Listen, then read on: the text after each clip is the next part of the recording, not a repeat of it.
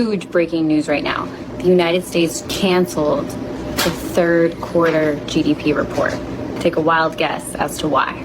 A few moments later. We're going to pay off debt. Because remember, we have $34 trillion in debt. We've got to pay it off. We're going to pay down debt. We're going to reduce the hell out of the debt. We're going to pay off debt. The $35 trillion in debt. We're going to pay it off. We're going to get it done fast, too. Pay off debt. Pay off a lot of the debt, and we have plenty of it. We'll start paying off debt. We want growth in our country. That's what's going to pay off our debt. We're going to give back a lot of money into the Treasury and pay down debt. We're going to work on national debt very strongly, by the way. We are going to grow to start paying down our debt. We have $35 trillion in national debt. We're all set to do it. We're going to make a lot of money. We're going to pay down debt. We're going to make so much money. We're going to pay off debt. We're going to pay off our debt. We're going to do things that you wouldn't believe. We're going to make our country so competitive. Because he lied to us. Donald Trump has no plan for you. And when you look at his economic plan, it's all about tax breaks for the richest people. I am offering what I describe as an opportunity economy, and the best economists in our country, if not the world, have reviewed our relative plans for the future of America.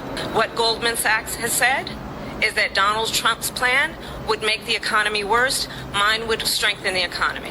What the Wharton School has said is Donald Trump's plan would actually explode the deficit. 16 Nobel laureates have described his economic plan as something that would increase inflation and by the middle of next year would invite a recession. That Donald Trump actually has no plan for you because he is more interested in defending himself than he is in looking out for you. First of all, things are opaque, as is obvious, because we don't have a word of honesty from the United States government or from the Israeli government. Everything is propaganda, morning till night. Also, any statement by Donald Trump contradicts itself before the end of the sentence. So he's absolutely impossible to even understand on his own terms, much less on geopolitical terms.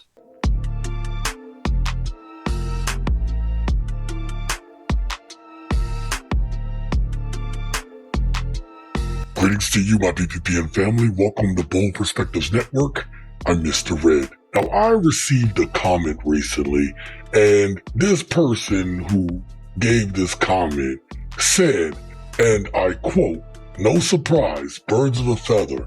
It doesn't matter what side you choose, you will still get the same results." And this was off of a recent video I did. And I like the comments when they're saying, you literally didn't listen or didn't comprehend. We do have a problem when it comes to corporate Democrats. But the truth of the matter is, both sides are not the same. Yes, corporate Democrats present a problem, but the Democratic and Republican parties of today are not the same. The things that the parties want overall are completely different. I intend to show you the economic differences between voting Republican and voting Democratic over the past 30 to 50 years, and how everything that we're seeing today with Donald Trump, how Donald Trump even came to be, is a result of the economies that have happened through the years, through the lack of power by one party to make the changes that they want to happen. We're going to discuss all of that and so much more. Let's strap in. Let's get after it. All right, so what if I were to tell you that over the last 37 and a half years, there have been 3 Republican presidents and 3 Democratic presidents, and if we take a look at the total private sector jobs created between these two parties, it comes out like this. And first things first, to get the raw data, all you need to do is go to your favorite search engine and type in private sector jobs Fred, and you're going to get this chart here, which is total private sector employees in the United States over time. And so when you click that link, you're going to be taken to this chart here, which is all employees total private over the course of time, and it's done in thousands. So this is actually 89 million. And then you just go to the beginning month of every presidency between then and now. This is January 89 when George H.W. Bush took office. And this is January of 1993 when George Bush leaves office and Bill Clinton comes in. And then all you have to do is make a chart like this where you take the last month's number and subtract it from the first month, and you get their total private sector jobs created. And you can see that George H.W. Bush created 1.5 million jobs. George W. Bush created negative 368, and Donald Trump was down 2.1 million in his first term, and so far in his second term, he's created 903,000 jobs. But Bill Clinton created 20,979,000 jobs. Barack Obama, even though he was dealt with the Great Recession, he created 11.8 million jobs, and Joe Biden created 13.5 million jobs. And then you combine all the Republicans and all the Democrats, and you get those final numbers. And so with that much data staring you in the face, it's proof that the Republicans' plan of tax cuts for the wealthy and trickle-down economics and deregulating Wall Street does not produce more jobs. It produces negative jobs every single time they've tried it, while the Democrats have created 46.3 million in just 3 terms. I was a Republican longer than I've been a Democrat, and today I want to show you why I changed. Not with opinions, with the scoreboard. Since Reagan, more than 4 decades, 10 presidents, 5 Republican, 5 Democratic. Same rules, same data, but no bullshit. Because the economy isn't one issue among many. It's the only issue that touches every single one of us, so we're going to check the scoreboard. Jobs. Over the last 40 years, Republican presidents have netted, on the bottom, 7.1 million jobs. Democratic presidents have netted 50.1 million. Recessions. There's been a total of 5 since Reagan. Republican presidents, 5. Democratic presidents, 0. Stocks. The cumulative S&P 500 returns, Republican presidents have netted a plus 50%. Democratic presidents have netted a plus 149%. Debt. The party that calls itself fiscally responsible, but Republican presidents have added $19.4 trillion to the gross federal debt. Democratic presidents have added 19.9. It's essentially the same debt, but completely different results. You got to ask yourself, why does half of the country still believe the opposite? Because someone sold them a story. You're saying that the economy was thriving and all these great numbers happened, but Trump enacted tariffs that remained in place under Biden. No, and I'm going to defeat that argument with just this point right here. Under Donald Trump, in the first time he was in office, you were getting about $75 billion per year in private sector investment to build new manufacturing facilities in this country. $75 billion a year, despite the fact, which was a reduction from what it was under Barack Obama, despite the fact that Trump gave them these big tax cuts, despite the fact that they were making record profits, they still were investing less than they were under Barack Obama. Now, when Joe Biden comes in, he passes the infrastructure bill, the Inflation Reduction Act, and all those other things, that number immediately skyrockets to $210 billion per year of private sector investment to build new manufacturing facilities, 3 times the amount per year of investment to build new facilities. That is the difference. When you pass those legislations and you actually go forward and put targeted incentives, that's what grows the economy. Here's why. Because when you go and you give companies something for nothing tax cuts, they don't go and use it to go and invest in America. They use it for stock buybacks. They use it to go and buy corporate jets. They use that to go and increase CEO pay. They use that to go and fund the trips of their executives. And they do not use that to invest in America. What we did was we put targeted tax incentives that said, look, if you hire American workers, if you go forward and build in America and you're actually working to benefit the American people, then you get a tax incentive. And because companies are ruled by money and their desire to make more profit, they go forward and they do that because that's what helps them grow the economy. The Republican Party believes in just giving tax breaks and hoping and praying that eventually one day that they will invest in the American worker. We believe in putting that into law, making them do that to go and get those tax incentives, and that's why we grew the economy at record numbers. Trump came in, got rid of all of that, and came forward and put tariffs in place to put an unstable system in our place. And that's why the economy is doing worse off, because the policies are not right for the people of this country. It doesn't take rocket sciences to know that the economy is better under Democrats than Republicans. The problem that we continue to see in the economy is that usually by the time that Democrats come into office, they are working with an uphill battle to try to undo all the economic damage done by the previous administration, which typically is Republicans. The recessions, the job losses, that I have seen this pattern happen so many times that Republicans do all of the damage because they do all these tax cuts. Trickle-down economics doesn't work. Reagan tried to propose that while saying that black people are the problem. Democrat comes in, starts to fix the things that Republicans broke. And because the change isn't happening fast enough because it takes more than 2 terms. It's going to take 3 to 4 terms of a particular party that is focused in order to make things better from what the previous administration did. Biden was on track to do that. And then people elected not to put Kamala in office. And this is the same pattern every goddamn time. People get impatient. People hear the blusterings of the Republicans about how they're going to make things better. And when they come into office, they do the exact same thing.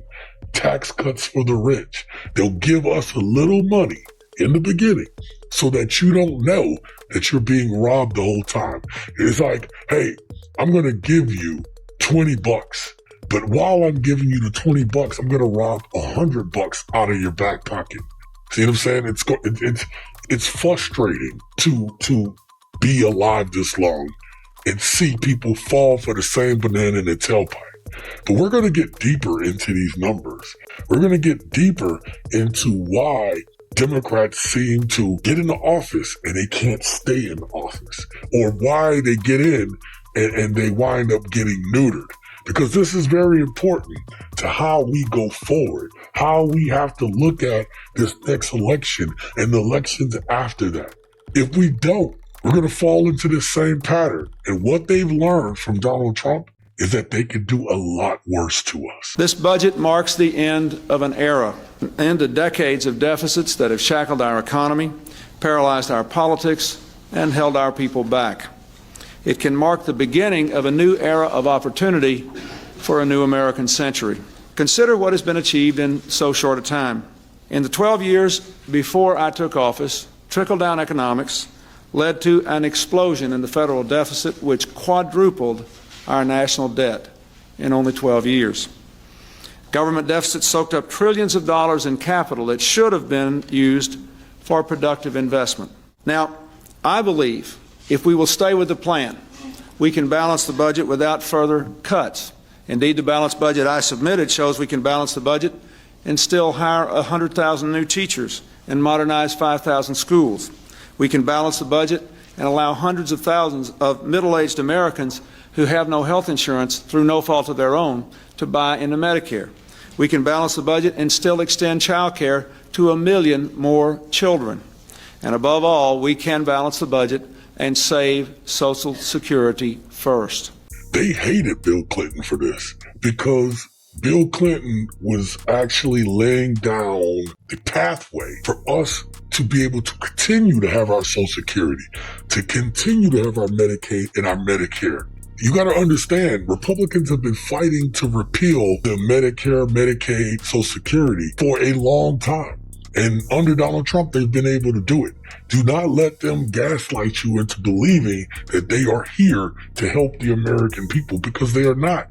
They want that money to put into private investments so that they benefit, their donors benefit. That's what they're about to do with our money. You all don't even see it yet, but the big, beautiful bill is about to be the largest wealth transfer that has ever happened, while skyrocketing the national debt. They do not care. They want control of it all. People telling you that it's not possible to make these things happen, they're lying to you. Other countries have figured it out. We're supposedly the greatest country in the world. We can't figure out how to balance our checkbooks. Bill Clinton did it because there was a will to do it. The Democrats are the wife that won't spending, and the Republicans are the guy that says their household needs to stop spending, but he has a gambling problem. Yeah. This is a super popular talking point, but are Democrats and Republicans actually the same when it comes to spending? Let's do some math. So I grabbed the president for every year and the House and the Senate majority. So now we can see every single year that Congress and the presidency were split, and we can also see the years that they were all unified. I grabbed the deficit and surplus for every year since 1980, and I also jotted down the rate of change. Now we have to factor in inflation and the fact that that our economy changes in size every year, so I grabbed the GDP. So now we can track the rate of change in our deficit or surplus every year by percentage of the GDP. Now it's important to note that since the 90s, the Democrats have not had a filibuster-proof majority. So all of the numbers that I'm about to show you might be amplified if the Democrats take office again, because in modern history, they haven't been able to pass legislation with a filibuster. But let's get into the meat and potatoes. Does either party actually save the United States money, and which party spends the most? The Democrats, on average, decrease the deficit or increase the surplus by a rate of 0.41% of the GDP on average every year. Republicans, on average, increase the deficit by 0.63% every year. And when it's split, Democrats and Republicans together increase the deficit by about 0.34% of the GDP every year on average. What does this mean? Well, in modern history, that means that Democrats, while they were in power, have saved the United States an average of $167,971,833,000 every year. But the Republicans have spent $77,335,444,000 more dollars than the average every year. So the Democrats are saving the United States money, and the Republicans are spending more of it. This is a very important thing to look at. Now, this chart that you're going to see up on the screen right now is going to show you something that I thought was very interesting, especially with how I have seen the government. Maybe you've seen the government. We have always wondered, does it seem like when Democrats get in, they do some stuff, but it seems like it trails off? We have to do a quick civics lesson right now.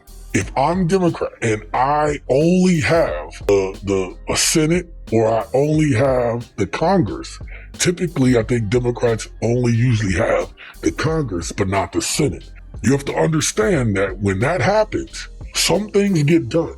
So Democrats push this big legislation usually that tries to return the economy, right? They'll usually give away some money. That's why they've brought up the debt too, because you have to spend money in order to restart the economy. Who restarts the economy? It's not rich people. Rich people do not spend their money, they hoard their money. So when you are given money, then you will go out and you actually spend it, right? You spend the majority of your disposable income, and that's what spurns the economy.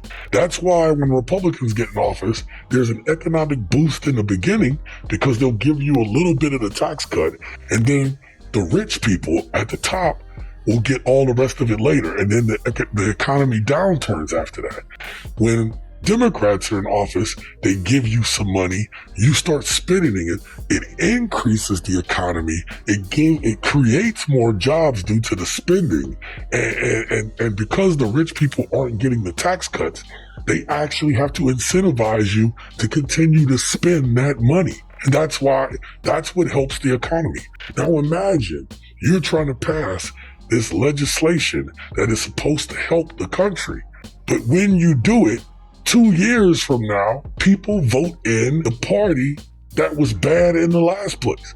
People vote Republicans back in and split the Congress. And then what do we see? All the stuff that Democrats try to pass, Republicans are completely against it. They are not for the measures that help you and I. And this has happened for the past 40 years. This fake news propaganda that blue states generate 80% of the country's revenue simply isn't true. The truth, however, is not much better. Now, I assume by revenue, they're talking about GDP, in which case blue states generate about 67% of our country's GDP. And you're going to be like, what about Texas and Florida? Well, Texas is about 9-10%. Florida is about 5 or 6%. California itself generates about the same amount as Texas and Florida combined, which means that all of the other red states only account for about 18% of our country's GDP.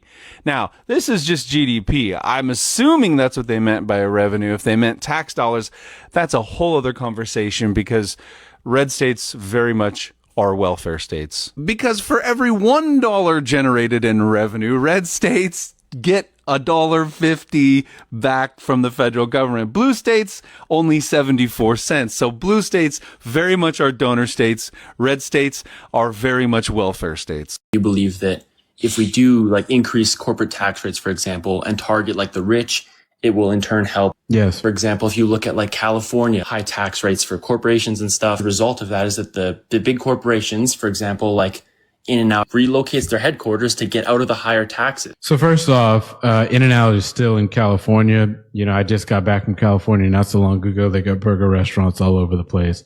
And when you're talking, yeah, of course they have but when you're talking, but what you're talking about is a difference in state policy. I don't agree with every single policy that's been passed in California. I think personally that their taxes are too high myself. But the difference is that when you're talking about California, that is state, we're talking about federal. So when it comes to federal policy, right, we're talking about federal corporate taxes. We're talking about federal taxes, which operates on a completely different threshold than what happens on a state basis. And if you really want to be very specific, if you want to talk about states, let's talk about what real Republican governance looks like. Republican ran states are the poorest states in America. The top states for homicides in America as a result of Republican policies are red states. You can look at the states with the lowest education rates are red states. You can see the states with the lowest life expectancies are red states. Those red states, the ones that literally go and suck the taxpayer of America dry because they literally take more from the government than what they pay in, are the result of red state governance. I've been doing my Republicans Ruin Everything series, and on some of those videos I get comments like this where people say, oh, this is because of racism. And I just want to echo that sentiment and explain a little further. There have been multiple studies that show that when white people perceive black people as being the primary beneficiaries of a social service or a welfare program, that white people's support for that social program decreases. And Republicans know this, so they do this thing where they tell the American people that black people are the primary group benefiting from programs like food stamps or welfare. And then they can cut funding to those programs without their overwhelmingly white base getting angry at them about it. That's what Ronald Reagan was doing when he talked about welfare queens and painted this picture of black women who were allegedly taking advantage of the system, even though, to be clear, none of it was true. Black people have never been the majority of welfare recipients in America, ever. But so many white people are so racist that they would destroy a social program that white people benefit from just to make sure that black people can't also benefit from it. Why don't we have free healthcare or free college like so many other countries do? Well, it's because a lot of white people would hate to see black people or immigrants receive those benefits as well. And that's what people mean when they say that racism harms all of us. My BPPN family, there's so much more to discuss when it comes to why we can't have good things in this country. And I want you to realize that, again, giving corporations all of the money, giving rich people all of the money doesn't spurn the economy, doesn't make things better. This has been the playbook of Republicans the whole time. And you'll get some Democrats on there too, because guess what? They're some of them corporatist Democrats, they're happy being rich as well. They're happy with power and control. They're, we'll say put moderate Democrats in there because they need to be center of the country to get the other side. No, be bold, be strong, be progressive, and get the people what they need. And that should vote you in. Being center has only gotten Democrats kicked out of office. Because if you're going to be a in the middle Democrat, then a person might as well just vote Republican.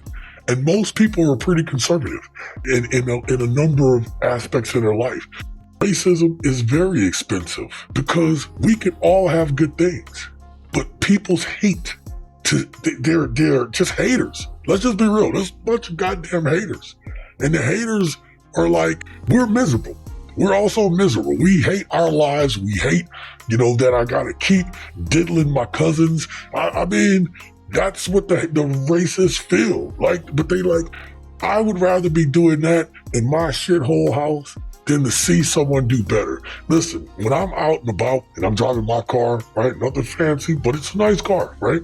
And I got the windows down and my music up, right? And I'm just a sunny day. And it happens every time. I see people look into the car and I can see just the seething. How is this man able to do this? Sometime in the morning, I get to go to the gym.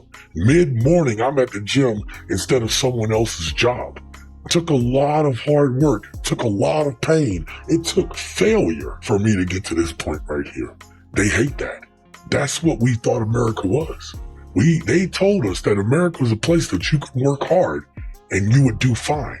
Now they take away the bootstraps, the shoelaces, they taking away everything. As a matter of fact, you're leasing the boot, and then they're telling you, why can't you get ahead?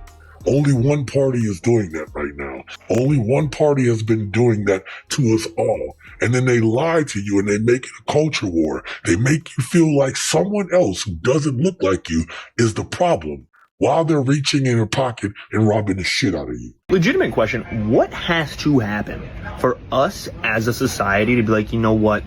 Fuck this. We just had the Speaker of the House tell us that Congress deserves to insider trade because they can't possibly live on $170,000 a year, but we're expected to live on 40. We have our representatives approving data centers while there are masses outside protesting it. AIPAC and Israel just bought a congressional seat in Kentucky, paid $22 million for it. So our elections are, if not rigged, 100% influenced. No one can afford to buy a house, and then our president looks dead in the camera and goes, good, I'm going to keep it expensive. The Epstein files are pretty much open knowledge, so we're aware of who in our government and positions of power are registered, still nothing. So if that's not getting the job done, what would have to happen? I think the answer is there's no limit. Stay vigilant, stay engaged, stay revolutionary.